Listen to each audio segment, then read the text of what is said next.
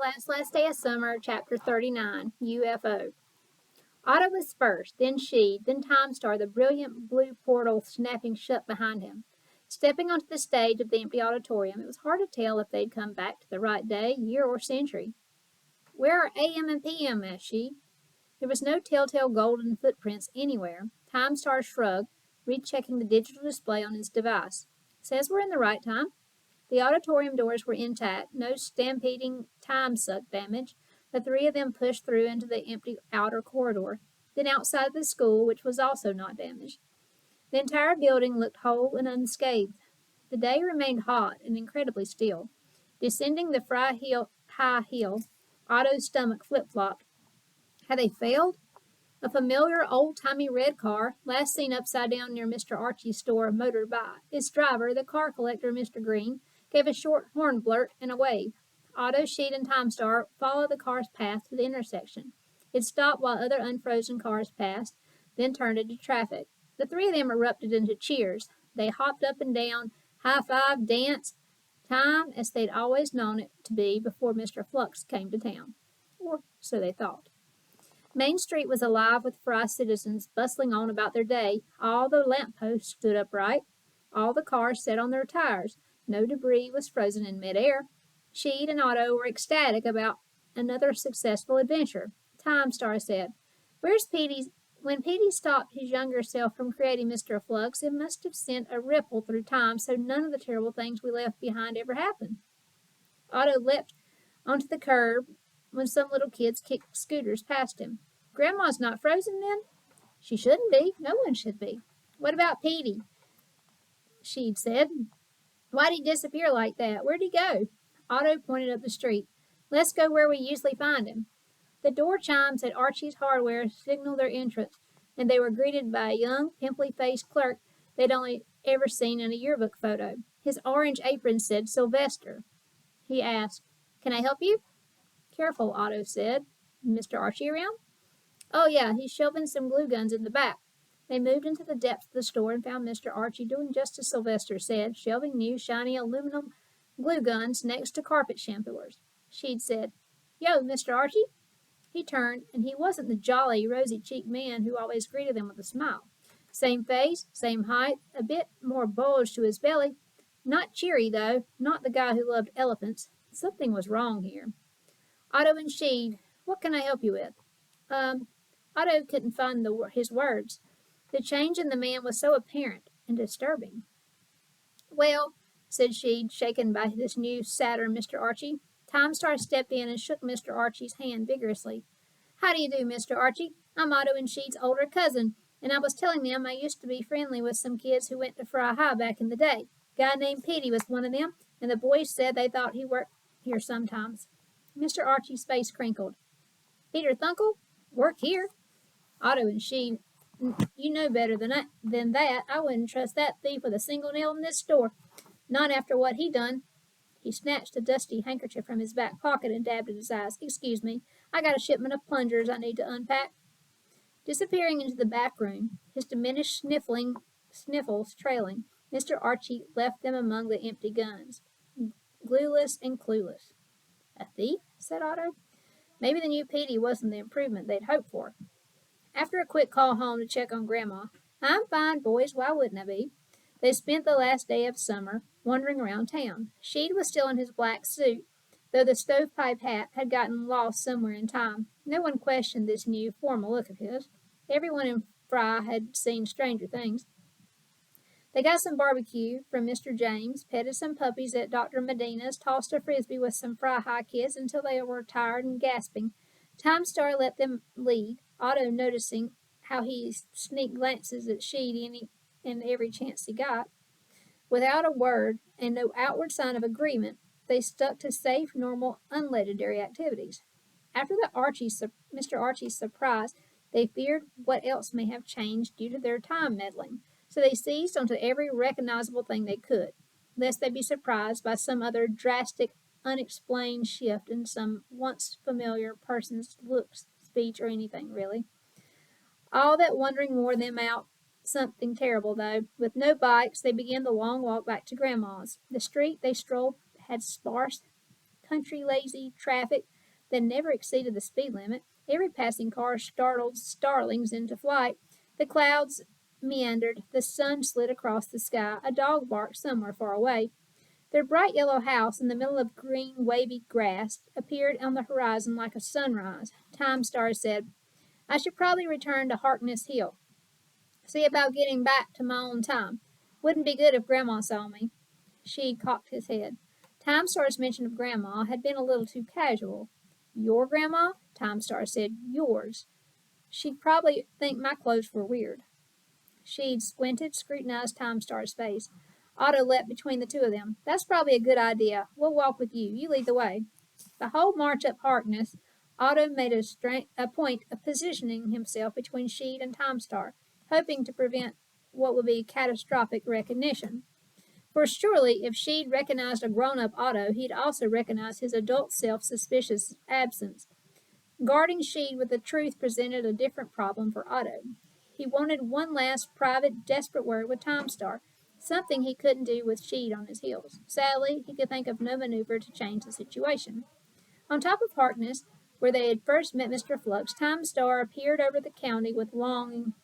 It doesn't look like this in my time. Otto would have asked how Logan County had changed, despite warnings of knowing too much about the future, but a whiny, chopping sound, unlike anything they'd ever heard, snatched his attention. She'd shielded his eyes from the sun as a triangular silhouette, unlike anything they'd ever seen, hovered closer. Time Star took a protective stance. Get behind me, boys. They did as told, Otto feeling extra strange being protected by himself, and watched a sleek metallic vehicle descend quickly over the grass before them, then hovering just feet from the ground before making a gentle touchdown. It was something like a helicopter, painted a metallic gray-black like the photos of a stealth bomber in Otto's airplane encyclopedia. Angular nose, wide middle, that narrowed into an aerodynamic tail. It had no visible propeller, though blue light similar to Time Star's device gleamed beneath it. The dark-tinted windshield prevented a view of the pilots. Stenciled on the side was a stylish logo, a red circle around yellow letters, PT. A side door jutted forward, breaking some kind of seal with a pressurized hiss, then slid aside, giving them a view of plush leather seats occupied by two almost familiar people.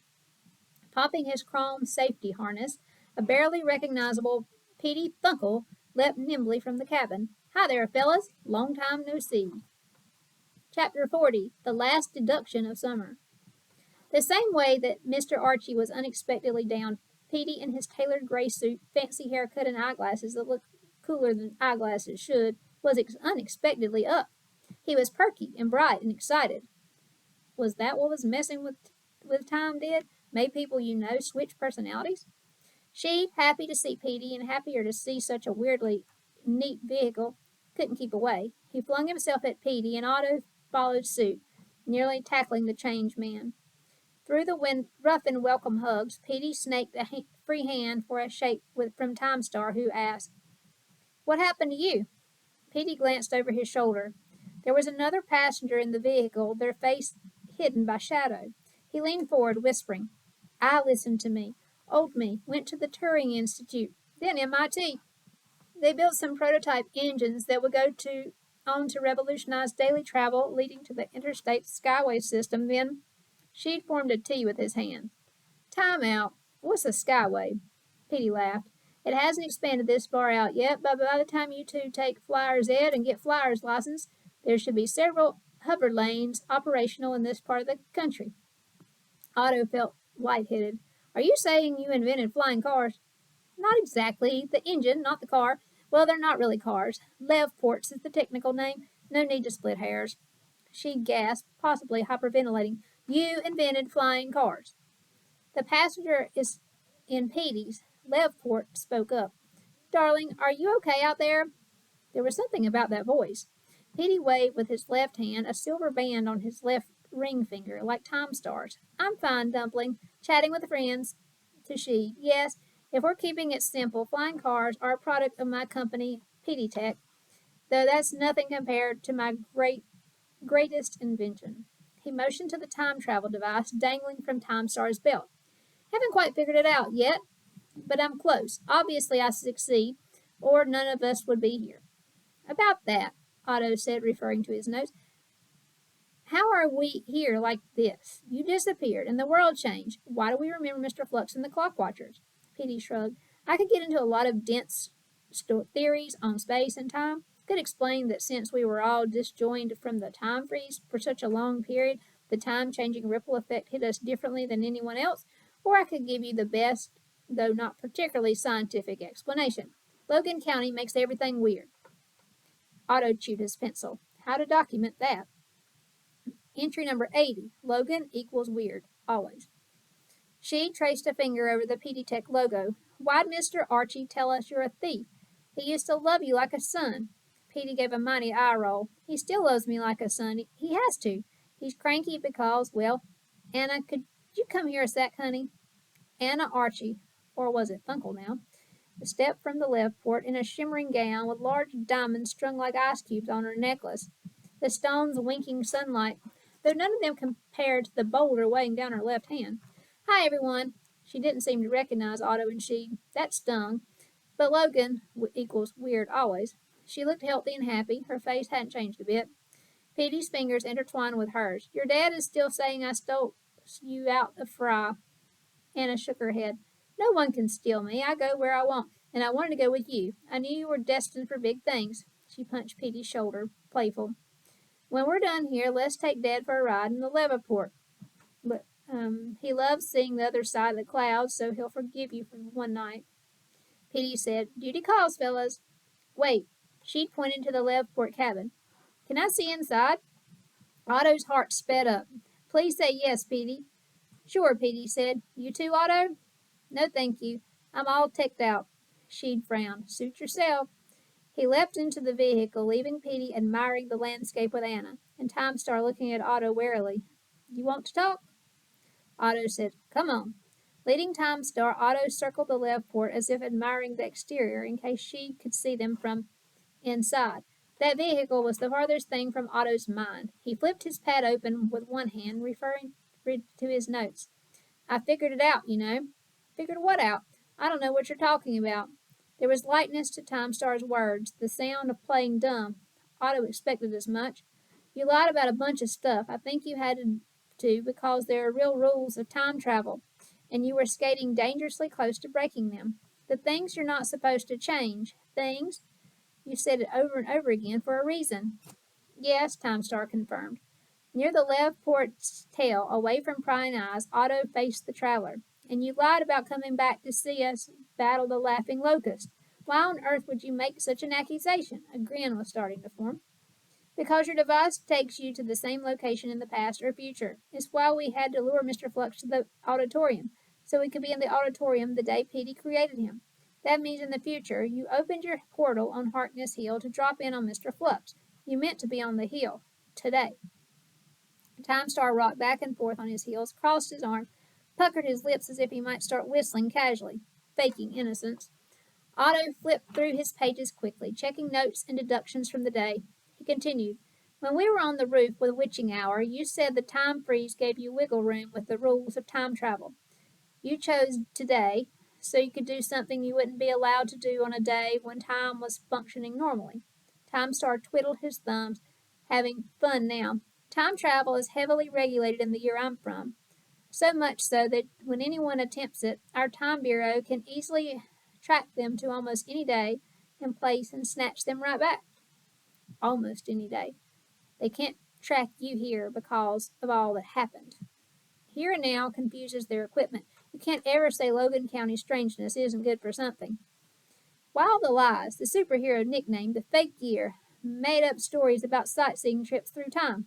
You know? Be honest. That was the tough part, wasn't it? I wouldn't have believed you if you told me the truth. Time Star said we need to deduce things on our own. We don't trust information that comes too easily. Even on a day when time froze, I didn't have time to try and convince you why I was here when I knew you'd figure it out on your own. And was I right? Did you? Otto did. When Lene Ellison confirmed your device still had the ability to travel backwards in time, You didn't object when I suggested Petey go back and talk to his younger self to fix his life, even though you said over and over that you're not supposed to change things about the past. Time Star's grin faded. His gaze seemed to pierce Otto. So what's that final deduction?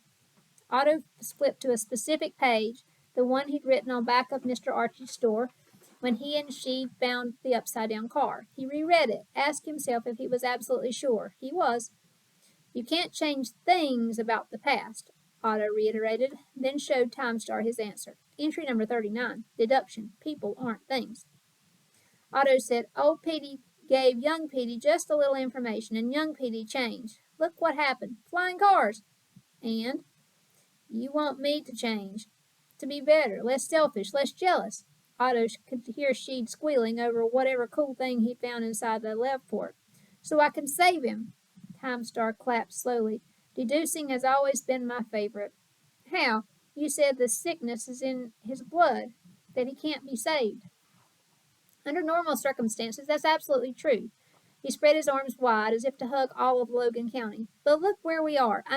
And this is just a wild thought. What if you weren't so concerned with picking adventures that would get you more keys to the city? Otto pondered that. You're saying I should focus less on adventures that would make us more legendary and more on stuff that might help Sheed? I didn't say that, you did. Though I guess that's kind of the same thing, right? He winked and unclipped the time travel device from his belt, made adjustments. I think it's time I got back now. Wait, Grandma says that bending rules isn't that different from breaking them if the rules matter. Are you going to get in trouble with the Time Bureau when you get home? Time Star shrugged. Some trouble's worth it. Triggering the device, a portal opened, an electric blue rectangle. Otto said, You're not going to say bye to Sheed? Deadly serious, Time Star said. If you do your job, I'll never have to. Otto nodded, accepting the mission. Time Star stepped halfway through the portal, then stepped out again. You know, if I'm already in trouble, I might as well give you a freebie. Otto fought a chill, braced for potentially horrifying revelation. What? Wiki Ellison, Time Star said. Ain't so bad. Wiki? A crackling arc of electric blue lightning snapped from the doorway to the silver ring on Time Star's hand. That wedding ring. The wedding ring. Wait, you don't mean... Good luck, Otto. It was great seeing you again. Time Star jumped fully through the door. It winked shut behind him, leaving Otto with the same unbroken view he'd started the day with. It was so much stranger now.